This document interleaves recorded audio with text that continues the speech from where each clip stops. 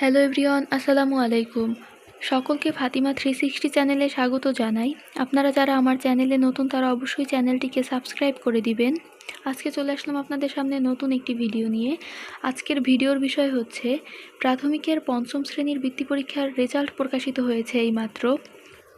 আপনারা এখনই আপনাদের ফলাফল দেখতে পারবেন অনলাইনের মাধ্যমে কিংবা মোবাইল এসএমএসের মাধ্যমে। আমি আপনাদেরকে বিষয়টি ধাপে ধাপে বুঝিয়ে বলছি। অনলাইনের মাধ্যমে রোল নম্বর দিয়ে আপনারা আপনাদের রেজাল্ট চেক করতে পারবেন।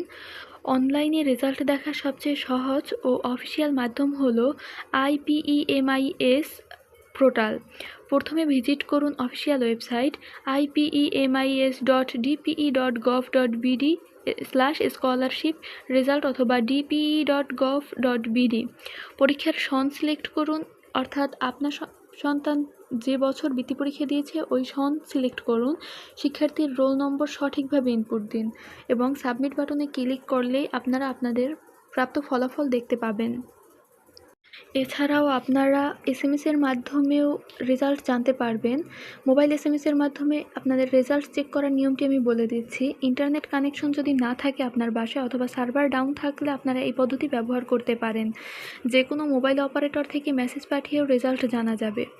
মোবাইলের মেসেজ অপশনে গিয়ে লিখুন DPE, এরপর স্পেস দিন এবং শিক্ষার্থীর রোল নাম্বার সঠিকভাবে লিখুন, তারপর পাঠিয়ে দিন 16222 নম্বরে।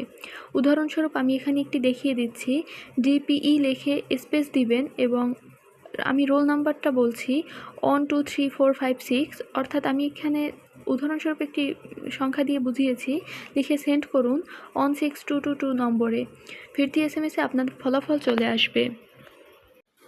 আপনাদের সকলের জন্য শুভকামনা রইল। আপনারা অবশ্যই আপনাদের ফলাফল আমার কমেন্ট বক্সে জানাবেন।